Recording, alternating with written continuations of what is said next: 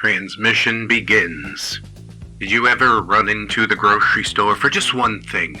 Maybe milk. It's probably milk. It's always just milk.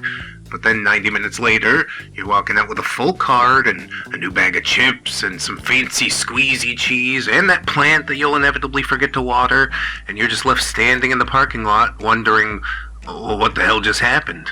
You, my friend, just got taken for a ride. And none of it was by accident. It was all by very meticulous design. Every aisle and brightly colored carbohydrate package was part of a deviously well-planned psychological game. Your grocery store isn't just a food house. It is a playground of Jedi mind tricks designed to part you from your money just a little bit faster. I'm talking about those secret scents they pump into the air and the sneaky way they place products to make you walk further. And of course the pricing hacks that literally trick your brain into thinking you're getting a deal.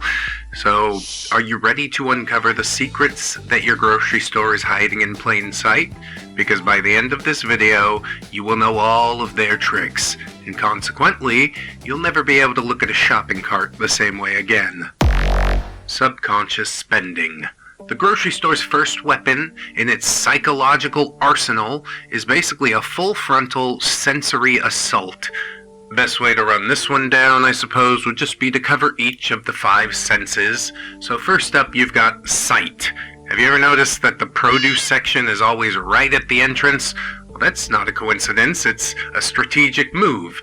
The store wants you to see all the bright, vibrant colors of those fresh fruits and vegetables, and this creates a powerful first impression, a halo effect, and your brain subconsciously thinks, wow, this place is fresh and healthy and high quality.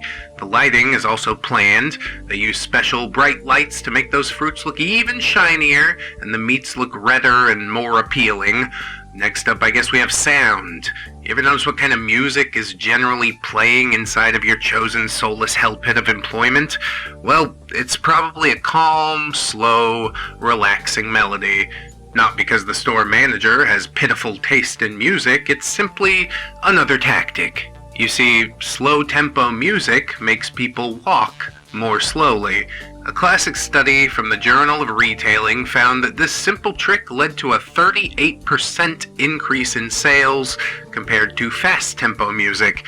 If you're walking slowly, you're spending more time in the store, which means you have more time to see products and, of course, shove them into your cart.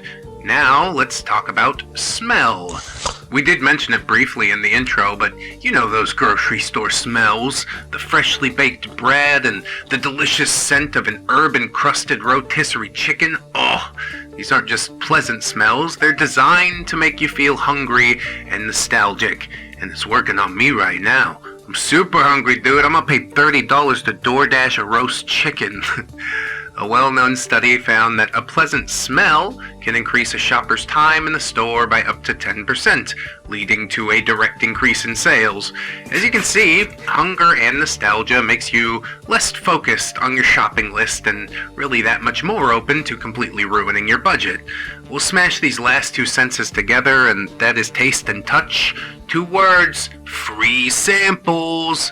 Dude, I love them. Good fuel while I blitz down the aisle and mow down the elderly to get the last ham and cheese Lunchable box. And then, at the end of the aisle, after my conquest, what is my reward? A fried piece of halloumi? A small cup of yogurt? I mean, I accept all tributes. Thank you, maiden of Hillshire Farms. This tactic uses a psychological principle called reciprocity, but you must resist. It's hard, though. Get out of my head! Leave my brain alone! Because after your senses are fully engaged, you're gonna enter the grocery store's next trap. The layout labyrinth. This is where the store physically guides you on a very specific journey. Every aisle, every counter, and every product placement is a carefully planned part of a racetrack, which is designed to make you see and inevitably buy more. Does your usual shopping trip turn into a grand tour of every aisle? Mine tends to, especially if I'm bringing the wife and kids along. But, how did they even trick us into that? Well, if we think about it, where do they store the most basic essential items? That's right, they're way in the back. Milk, eggs, bread, meat, almost always located on the outer walls. They force you to embark on a death march around the entire perimeter of the store just to get a friggin' loaf of bread. By making you pass every single aisle on your way to get the essentials, they are guaranteed to expose you to hundreds of other products that you might not have planned to buy. Retail experts estimate that the simple act of forcing customers to the perimeter can increase their total spending by as much as 15%. And when you're moving millions of dollars, well, those percentages do add up rather quick. I guess you'll figure that part out when you're back at home balancing the checkbook, huh? But while you're in the store, it's on full autopilot, baby. Speaking of piloting, have you taken a look at the vehicle you're driving around the store? Shopping carts, particularly in the US, have gotten so large that it's almost comical. This is one of the most brilliant and subtle tricks in the book. A larger cart creates an illusion of emptiness, and our brains are wired to fill up that empty space. Retail anthropologist Dr. Underhill stated in his book Why We Buy that doubling the size of a shopping cart can increase a customer's spending by as much as 40%. Now that is a truly insane increase, and I've absolutely gotten tricked with this one once or twice or probably 1,000 times. Nowadays though, I just grab the little hand basket, get my pump on, and if I can't carry it, well, I probably didn't need it anyway. But there are tempting deals everywhere you turn your head, and that's because eye level is buy level. Why is it that all of the most famous brands are right at eye level? Well, another consumer study found that items placed at eye level can sell up to 30% faster than those placed on lower or higher shelves. Brightly colored, sugary cereals with cartoon characters placed directly at the eye level of kids sitting in a shopping cart. They're literally designed to get a child's attention and prompt them to badger their parents into ponying up a few bucks for pre-diabetes with milk. Cereals are the most accessible example, I guess, but yeah, you will see it anywhere you look. The store puts the most expensive and profitable items right where they're easiest for you to see and grab without thinking too hard about what all that means.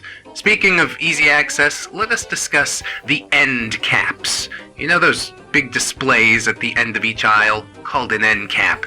That's where the Hillshire Farms maiden might be awaiting you with a savory treat. They often feature products that are on sale or new, but the truth is that these are some of the most expensive advertising spaces in the entire store.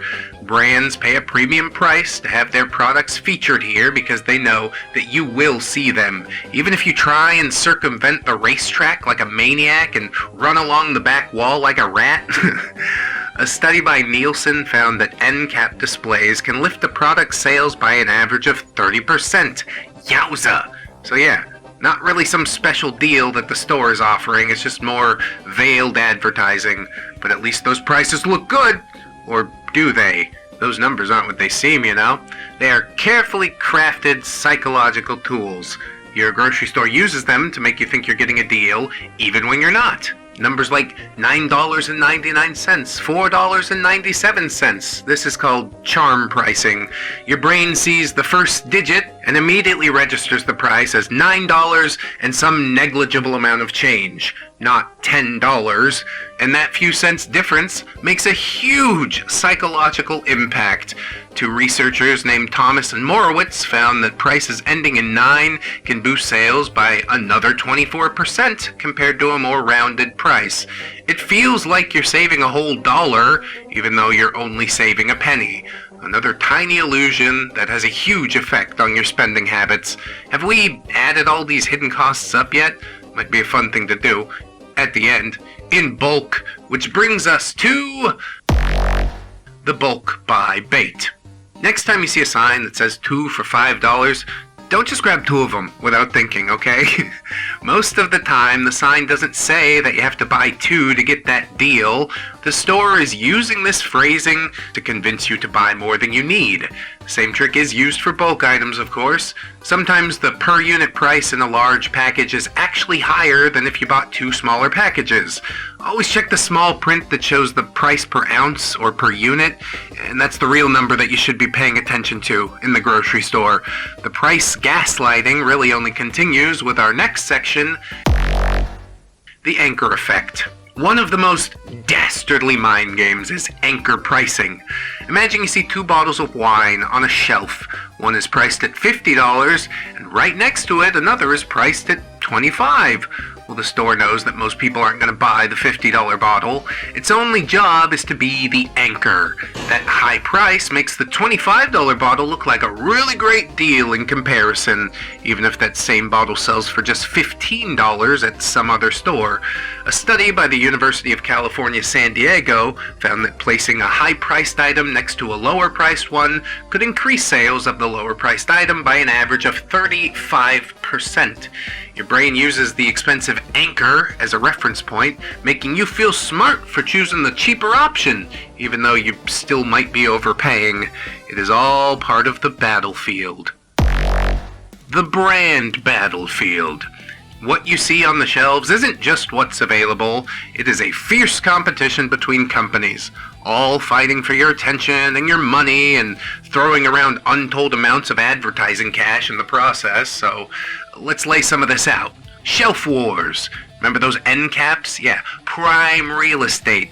But clearly, it all goes so much deeper than that. Every single shelf in the store is a war zone. Brands pay what are called slotting fees to the grocery store, and this is essentially a payment for the best spots on the shelves. Not necessarily because they're the best product or the cheapest, but it's because they paid to be in the most visible spot. Pay to win, in grocery store form. How exciting. The generic or store brand items, which are often cheaper and moderately just as good, well, they're usually hidden away on the very top or bottom shelves, making them harder for you to find. But even the generic brands have super colorful packaging, of course, and that's all part of packaging psychology. The packaging itself is a silent salesperson designed to grab your attention and build trust. Let's revisit those cereal boxes we talked about earlier. Bright colors, playful fonts, cartoon character you saw on TV making eye contact directly with me? That's not random. Bright colors create excitement. Friendly characters aim to build an emotional connection, especially with children. Even the shape of the package can influence you. Taller, slimmer packages can make a product seem more elegant or offer more value, even if they do contain the exact same amount as a shorter, wider package. Brands use words like natural and fresh and organic on their labels, often with images of nature. This is just to make you feel like the product is healthier or of higher quality, even if it's not significantly different from other brands. The nutrition facts will reveal all. Read them. I'm not paying an extra $3 because that one has a leprechaun on the box. Nope. I know better than that. I've learned from the FDA-approved scrolls. And so it's time to face the final boss as the store makes one last-ditch effort just to squeeze a few more dollars from your desiccated husk before they will allow you to leave. We're talking about, of course, the impulse items. The checkout area is filled with a lot of small, shiny, colorful items. Candy bars, soda, gum, magazines. These are impulse purchases waiting to happen. The crap on offer is usually cheap and you might just need it, so don't think too hard about buying it. All of those checkout items are the most obvious example. The truth is that unplanned purchases are happening all throughout the shopping trip. Shoppers spend 40 to 60% of their total grocery budget on unplanned impulse purchases. The store knows that after a long shopping trip, your willpower's broken down, your brain is tired of making decisions, and at that point, the little voice in your head that says, "No, you don't need that," is a lot quieter. So why not throw down a few more dollars? Perhaps even on my Patreon or YouTube memberships. And while I stand by for the cash flow, I will play waiting game manipulation. Did you ever notice how the checkout lines always seem a little bit longer than you'd like? Well, that's not by accident either. The store intentionally manages the number of open registers to create a slight wait. A survey by C-Store Decisions found that 62% of shoppers admit to making an impulse buy at the checkout. This waiting time gives you more opportunity to browse impulse items and think about what you missed. It's not just physical items either at this point. Many checkout lines now have digital screens showing colorful ads. And of course, these ad slots are pricier than even the most premium shelf space. Yeah, all of these more strategic decisions playing on your tired mind to get you to add one more item to your cart before you finally are able to pay. The entire checkout experience is designed to be the final test of your self-control. Enjoy the awareness. The goal of this video isn't to whip everyone up into a frenzy and get the world angry at grocery stores. I mean, they're just businesses. They're simply doing what businesses do, particularly in late-stage capitalism. Real power comes from being aware of the tricks they're playing on your mind. So the next time you walk into a store, you won't see just another food house. You'll see a meticulously planned psychological playground. You now have a new set of eyes. You are no longer a subconscious consumer. You are a conscious shopper. Armed with this knowledge, you can try and beat the grocery store at its own game. If you found these secrets helpful, be sure to hit that like button, share the video around. For more videos that reveal the hidden truths around us, please subscribe to the Moonpunk YouTube channel. Our next video will cover every animal that the military has weaponized. I hope you're looking forward to it. But until then, stay anomalous, stay deviant. Transmission ends. Moonpunk, out.